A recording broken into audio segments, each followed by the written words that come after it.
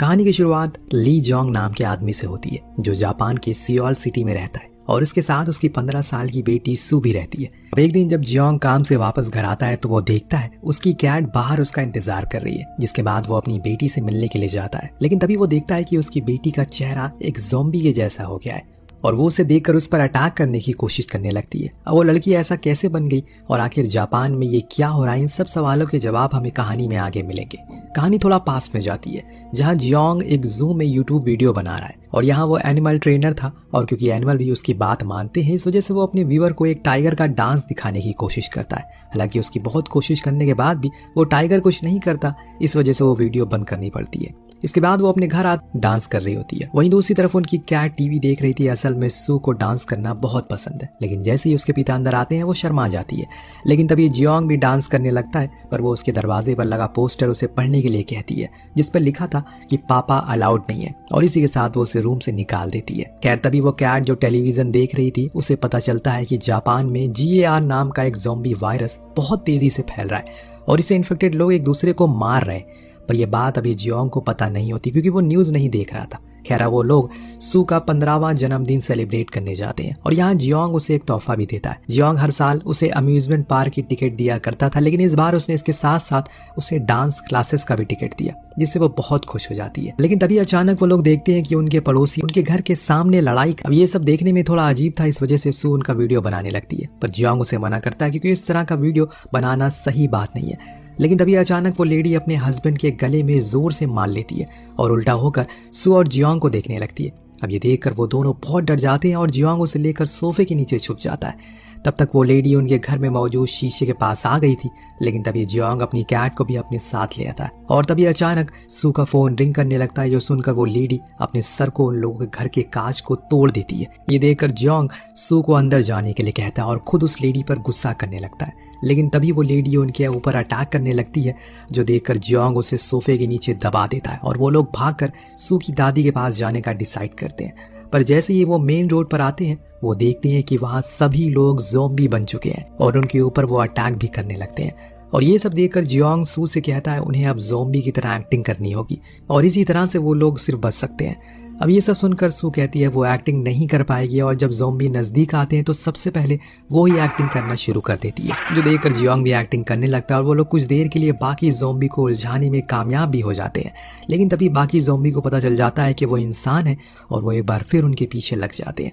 ये देखकर जब वो दोनों भागते हैं तभी सू वहीं पर गिर जाती है, जिसे बचाने के चक्कर में एक बूढ़ी दादी जियोंग को काट लेती है। लेकिन तभी उस दादी का पूरा दांत बाहर आता है, जिससे इन्फेक्शन उसकी बॉडी में नहीं होता और उन सब से वो दोनों काफी खुश होते हैं। इसके बाद वो एक पिलर के पीछे छुप जाते हैं और क्या करना है ये सोचने लगते हैं। तो जियोंग कहता है वो कार लेकर जाएगा, तक वो उसका इंतजार करे। इसके बाद वो ज़ॉम्बी से बचते हुए कार लेने के लिए जाता है और इन द एंड सक्सेसफुल भी हो जाता है, जिसके बाद वो सू को लेकर वहां से निकल जाता है। अब वो अपनी इस अचीवमेंट से बहुत खुश होता है, लेकिन तभी देखता है सू कुछ परेशान है, अपने हाथ को छिपा रही है। ये देखकर जियोंग उसका हाथ चेक करता है और वहां उसे ज़ॉम्बी बाइट नजर आती है। असल में जब जियोंग कार लेने के लिए गया था तब सू को पीछे एक छोटे ज़ॉम्बी बच्चे ने आकर उसे काट लिया। ये देखकर वो बहुत परेशान होने लगती है और वो जियोंग से पूछती है क्या वो भी ज़ॉम्बी बन जाएगी, पर जियोंग कहता है कि नहीं। लेकिन तभी सू की नसें अचानक से बढ़ने लगती है, वो बेहोश हो जाती है। जब उसे होश आता है तो उसकी आंखें पूरी तरह से बदल चुकी थी और वो जियोंग पर अटैक करने लगती है। अब चलती गाड़ी में ये सब होने की वजह से कार की टक्कर हो जाती है और अब तक जियोंग उसके फेस को हुडी से ढक देता है, उसे सीट बेल्ट से बांधने की कोशिश करता है। इस बीच सू का सर कार से टकरा जाता है और वह बेहोश हो जाती है। इसके बाद जब वो लोग अपनी ग्रैंडमा के घर आते हैं तो देखते हैं कि वहाँ एक कार खड़ी हुई है, जिसे उसे लगता है कि शायद सू से मिलने के लिए आई है। लेकिन जब वो अंदर जाती हैं तो जियोंग उसे सू से मिलने से रोकता है। इन सब से ग्रैंडमा को समझ आता है कि जरूर कुछ गड़बड़ हुई है। इस वजह से वो घर के अंदर चली जाती है और वो जैसे ही लाइट ऑन करती है तो देखती है कि सू ने सारा कमरा बिखेर दिया है और वो उसे अजीब सी नजरों से देख रही है। ये देखकर ग्रैंडमा बहुत गुस्सा होती है और जब सू उन पर अटैक करने के लिए आती है तो वो उसे मारकर बेहोश कर देती है। तभी वहाँ जियोंग आ जाता है जो उसे बांध देता है। इसके बाद ग्रैंडमा अपनी पोती की ये हालत देखकर बहुत दुखी भी होती है, लेकिन तब जियोंग उन्हें समझाता है कि वो उसका इलाज करवाएगा, इस वजह से वो परेशान ना हो। अब वो लोग टेलीविजन पर देखते हैं कि सरकार सभी लोगों को ज़ॉम्बी इन्फेक्टेड लोगों से दूर रहने के लिए कह रही है और ये सब देखकर उन दोनों को सू के लिए बहुत बुरा लगता है। अगले दिन जियोंग सू को लेकर हॉस्पिटल जाता है, लेकिन जब वो अंदर जाता है तो देखता है कि एक ज़ॉम्बी लड़का अपनी माँ को काट रहा है और तभी वहाँ मिलिट्री आती है और उन दोनों इन्फेक्टेड लोगों को जान से मार देती है। अब ये देखकर जॉन्ग के होश उड़ जाते हैं और वो तुरंत सू को लेकर घर आ जाता है। इसके बाद वो उसे एक पेड़ से बांध देता है। उसके लिए एक गड्ढा खोदता है। असल में वो अपनी बेटी को खुद ही मारना चाहता था और इसके लिए जब वो शावल उठाता है उसके सामने उसकी बेटी की तस्वीर आने लगती है, जिस वजह से वो उसे मार नहीं पाता। ये सब देखकर ग्रैंड माँ खुद उसे मारने के लिए आती है, पर जियोंग उसे रोक लेता है क्योंकि वो उसे मारना नहीं चाहता। लेकिन इस बीच सू वहां से भाग जाती है और जब उन लोगों को ये पता चलता है तो वो सब जगह को ढूंढने लगते हैं। लेकिन तभी उन्हें सू डेक के पास कैबिन में मिलती है जहां वो अपनी माँ के साथ खेला करती थी। ये सब देखकर जियोंग को लगता है कि शायद अभी भी उसमें इंसानियत का कुछ पार्ट, कुछ हिस्सा बाकी है। इस वजह से वो कंफर्म करने के लिए वो उसका फेवरेट गाना बजाता है, जिसे सुनकर सोच में सू नाचने लगती है। अब ये देखकर जियोंग को एक उम्मीद मिल जाती है और वो बहुत खुश होता है। इसके बाद वो लोग उसे घर ले आते हैं। अब ग्रैंड माँ उसे टेस्ट करने के लिए उसका फेवरेट एग राइस बना कर देती है, पर वो उसे नहीं खाती, जिसे देखकर ग्रैंड माँ थोड़ा गुस्सा होती है। लेकिन तभी वहां रखा पिग इंटेस्टाइन खाने लगती है वो, और उसी वक्त अचानक वहां जियोंग का दोस्त डोंग भी आ जाता है। अब उसे देखकर जियोंग और ग्रैंड माँ उसे बाहर ही रोकने की कोशिश करते हैं, पर वो सू से मिलना चाहता था और जब वो उसे देखता है तुरंत वहां से बाहर चला जाता है और पुलिस को कॉल करने लगता है। तभी वहां जियोंग आता है और उसे फोन ले लेता है। इसके बाद वो उसे सू की वीडियोस दिखाता है जिसमें वो डांस कर रही थी। उसे समझाता है कि साइंटिस्ट ने बोला है कि अगर वो सू की मेमोरीज को वापस लाने में कामयाब हो गए तो शायद उसका सेरिब्रल कॉर्टेक्स फिर से नॉर्मल हो जाएगा, और इसी वजह से उन्होंने उसे ट्रेन करने का फैसला किया। ये सब देखकर डोंग कहता है कि अगर इस बीच उसने उसकी माँ को काट लिया या गांव में किसी को काट लिया तो क्या होगा, और इसी वजह से वो उसे कल सुबह सू को लेकर वहां से जाने के लिए कहता है। वहीं दूसरी तरफ घर पर ग्रैंड माँ सू के बाल धो रही थी और जब वो उन्हें घूरती है तो वो उसका फेस टब में डुबा देती है, जिसके बाद वो उसे सुला भी देती है। अगली सुबह जब जियोंग घर के बाहर आता है तो देखता है कि डोंग वहीं पर है। इसके बाद डोंग उसे बताता है कि उसका एक भाई फार्मास्यूटिकल में काम करता है और उसे पता चला है कि ज़ॉम्बी को ठीक करने के लिए एक मेडिसिन बनाई गई है जिसकी अभी एनिमल टेस्टिंग हो चुकी है, इसीलिए वो सू के लिए उसे लेकर आएगा। इसके बाद वो जियोंग से कहता है कि जब तक वो मेडिसिन नहीं आ जाती तब तक वो भी जियोंग की मदद करेगा। सू को ट्रेन करने में इन सब से जियोंग बहुत खुश होता है। वो लोग सू को ट्रेनिंग देने के लिए एक आइलैंड पर लेकर जाते हैं जहां शुरू में तो उन्हें काफ़ी दिक्कत होती है, लेकिन धीरे धीरे वो उसे ट्रेन करने लगते हैं। जिससे जब सू काफ़ी हद तक कंट्रोल में आ गई थी, वो ग्रैंड माँ से काफ़ी डरती है क्योंकि वो उसे अच्छी पिटाई करती है और वो लोग उसकी प्रोग्रेस की फ़ोटो भी खींचते रहते हैं। उन्हें खींचकर एक कॉपी में लगा रहे थे जिससे वो काफ़ी खुश थे। और यहाँ सीन प्रेजेंट में आता है जब जियोंग बाहर से आया और सू उस पर अटैक करने की कोशिश कर रही थी, पर वो उसे काटती नहीं है क्योंकि वो लोग उसे काफी टाइम से ट्रेन कर रहे थे। और ये सब देखकर जियोंग काफी खुश भी होता है। तभी वो नोटिस करता है कि सू एक अम्यूजमेंट पार्क का वाउचर बहुत अच्छे से देख रही है, जिससे उसे लगता है कि शायद वहां जाने की उसकी मेमोरी में फर्क पड़े। अब एक दिन ग्रैंड माँ एक यूट्यूब वीडियो देख रही थी जहाँ वो एक लड़की से मेकअप करना सीखती है और सोचती है उन्हें सू पर भी वो करना चाहिए ताकि बाकी लोगों को वो नॉर्मल लगे। इसके बाद वो जियोंग को वो सामान लेने के लिए भेजती है और जब जियोंग सामान लेकर वापस आ रहा होता है तभी उसे बचपन की क्रश युआन दिखती है जो एक स्कूल से बाहर आ रही थी। अब जियोंग उसे बचाने की कोशिश करता है पर वो उसे देख लेती है और उसे मिलने के लिए आती है, जिसके बाद वो उसे लिफ्ट ऑफर करती है और रास्ते में उसे उसकी फैमिली के बारे में पूछती है। लेकिन ये सब सुनकर जियोंग थोड़ा नर्वस हो जाता है और उसे ग्रैंडमा और सू के बारे में बताता है। अब उसकी बेटी के बारे में सुनकर उसकी वाइफ के बारे में पूछती है, पर ये सुनते ही वो गाड़ी रोकने के लिए कहता है और उसमें से उतर जाता है, उसे जाने के लिए कहता है। इन सब के बाद शाम को वो वापस अपने दोस्त डोंग के साथ ड्रिंक करने के लिए एक रेस्टोरेंट में आता है जहाँ कुछ देर बाद युआन भी आ जाती है। जियोंग से उसका बिहेवियर के लिए उससे माफ़ी मांगती है। असल में डियोंग ने उसे बताया है कि उसकी बेटी मेंटली बीमार है और इस वजह से वो उसे अपनी बेटी को स्कूल में डालने के लिए कहती है ताकि वो और बच्चों के साथ घुल मिल सके। लेकिन तभी अचानक वहाँ का टेलीविज़न न्यूज़ चैनल आने लगता है। सब तरफ ज़ॉम्बी केसेस लगभग ख़त्म हो चुके हैं और जो भी किसी ज़ॉम्बी को रिपोर्ट करेगा उसे बड़ा इनाम मिलेगा।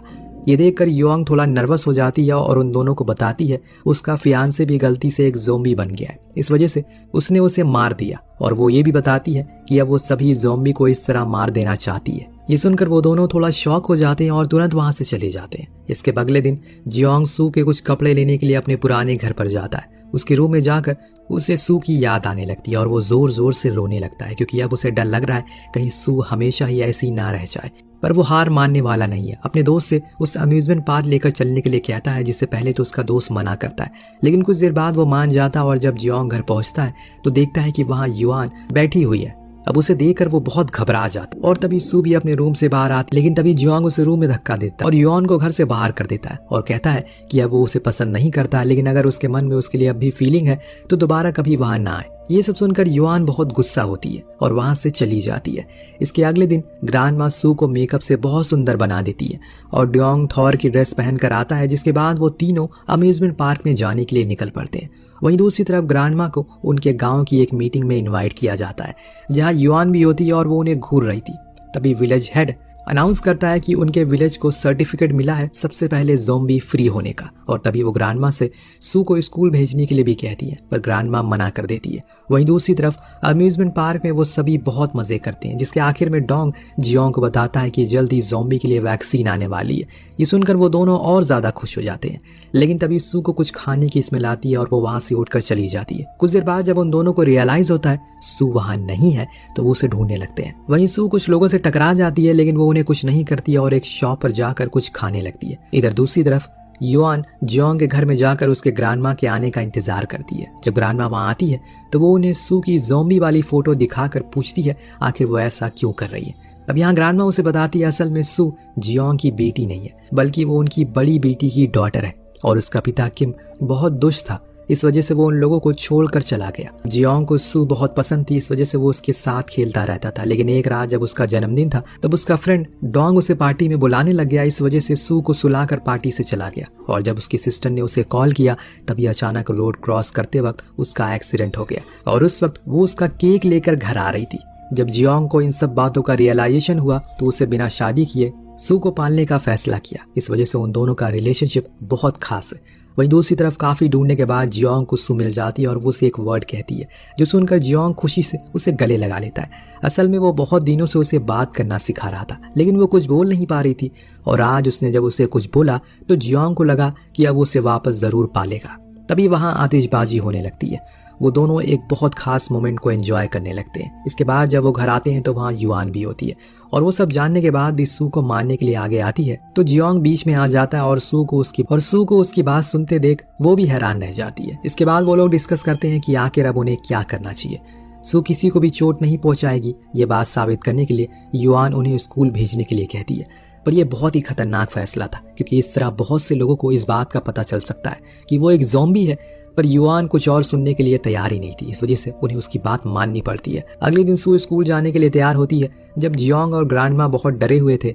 इसके बाद युआन उसकी बाकी बच्चों से इंट्रोडक्शन करवाती है। अब स्टार्टिंग में उसे बहुत ही बुली किया जाता है और जब वो सभी खेलने के लिए जाते हैं तो वो गलती से सियो के फेस पर बॉल लग जाती है, जिससे उसका फेस अजीब सा हो जाता है। ये सब देखकर जियोंग तुरंत वहां आता है और उसे ड्योंग के पास लेकर जाता है, जो उसे ठीक कर देता है। अब यहाँ बाकी बच्चे अपनी इस हरकत से बहुत दुखी थे और सू के दोस्त बन जाते हैं। इधर युआन भी जियोंग से मिलती है और उससे माफी मांगती है। अब यहाँ जियोंग उसे बताता है वो बस ये चाहता है कि सू एक नॉर्मल जिंदगी जी सके। वहीं दूसरी तरफ सू अपनी ग्रैंडमा के साथ खेल रही थी, जहाँ वो काफी हद तक नॉर्मल हो गई है। लेकिन तभी अचानक उसका गेट नॉक होता है और उन्हें लगा कि जियोंग आ गया, पर वहाँ होता है सू का डैड किम। अब उसे देखकर ग्रैंडमा बहुत गुस्सा होती है और उसे वहां से चले जाने के लिए कहती है, लेकिन जब वो सू को देखता है तो उसकी आंखें चमकने लगती है और वो उसे लेकर वहां से चला जाता है। अब ग्रैंडमा तुरंत जियोंग को कॉल लगाती है, जो बारिश से बच रहा था। सू को पता चलता है कि वो जंगल रास्ते किम तक पहुंचने की कोशिश कर रहा है। इस बीच वो उसे गाड़ी के सामने आ जाता है। उसे देखकर किम गाड़ी रोक देता है और उन दोनों के बीच लड़ाई होने लगती है। ये देखकर सू घबरा जाती है और तभी किम जियोंग को बताता सू की एक वीडियो वायरल हुई है जिस दिन वो अम्यूजमेंट पार्क में थी और इसी वजह से सभी लोग उसे ढूंढ रहे हैं। वो जियोंग को भी अपने साथ उसे बेचकर पैसे कमाने के लिए कहता है, लेकिन ये सब सुनकर जियोंग और ज्यादा गुस्सा हो जाता है। लेकिन तभी किम उसे बुरी तरह मारना चालू कर देता है और ये सब देखकर सू को बहुत गुस्सा आता है। वो किम को काट लेती है। अब ये देखकर जियोंग तुरंत उसे पीछे कर लेता है और तब किम इन्फेक्टेड हो चुका था, जिस वजह से जियोंग उसे मार देता है। जब उसे घर वापस आता है तो डिसाइड करता है कि अब वो यहाँ पर और नहीं रह सकते। इस वजह से वो डोंग को बताने जाता है, जिसके बाद उसकी ग्रैंडमा भी उसके साथ चलने के लिए कहती है, लेकिन वो पहले उन्हें युआन को एक लेटर देने के लिए कहता है। जब वो देने के लिए जाता है तभी युआन उन्हें रास्ते में मिल जाती है। वो उसे लेटर दे रही होती है कि तभी उन्हें कुछ मिलिट्री ट्रक दिखाई पड़ते हैं और ये देखकर वो उस लेटर को रीड करती है, जिसमें उन्हें पता चलता है कि जियोंग वहां से जा चुका है और वो उन्हें उसे माफी भी मांग रहा होता है। जिसके बाद जब मिलिट्री वाले उनके घर में कुछ नहीं मिलता तो वो जियोंग के पीछे जाते हैं। जियोंग असल में उस आइलैंड पर वापस जाने का सोच रहा था जहाँ उसने सू को ट्रेन किया था, और जब वो केबिन में होता है तो उसी वक्त वहाँ मिलिट्री वाले आ जाते हैं। वो लोग उस केबिन से बाहर आने के लिए उससे कहते हैं और वो उन्हें बार बार अपनी बेटी को छोड़ देने के लिए कहता है, पर मिलिट्री वाले उसकी बात नहीं सुनते। ये सब देखकर वो सू से कहता है कि उसके डैड अब उसे बचा नहीं पाएंगे। इस वजह से वो उसे खुद को बाइट करने के लिए कहता है। हालांकि सू ऐसा करने से मना करती है, लेकिन जब वो उसे गले लगाता है तो वो उसे बाइट कर लेती है। जब मिलिट्री वाले सू पर निशाना लगाते हैं तो जियोंग बीच में आता है, जिससे उसे गोलियां लग जाती है। लेकिन तभी मिलिट्री टीम का लीडर देखता है सू उसे डैड कहकर बुला रही है, तो वो सभी को फायर करने से रोकता है। जिसके कुछ समय बाद सू हॉस्पिटल में जागती है, जहां वो पूरी तरह से ठीक हो चुकी है। वहीं जियोंग भी क्रिटिकल कंडीशन में होता है, लेकिन अभी भी वो जिंदा था। असल में सू को ठीक करने में कामयाब हो गए थे वो लोग, और उसकी खुद की बॉडी भी सू के साथ रहकर इम्यून बन गई थी। इस वजह से उन दोनों की जान बच गई, और अब सू के ब्लड से और भी दवाइयां बनाई जा रही है, और इस वैक्सीन से जो भी लोग बीमार है उन्हें ठीक कर दिया जाएगा। अब कुछ महीने बाद सू वापस डांस करने लगती है, और इसी के साथ ये कमाल की कहानी यही खत्म होती है। आपको कहानी कैसी लगी हमें कमेंट करके जरूर बताएगा। मिलते हैं अगले वीडियो में। Thank you so much watching.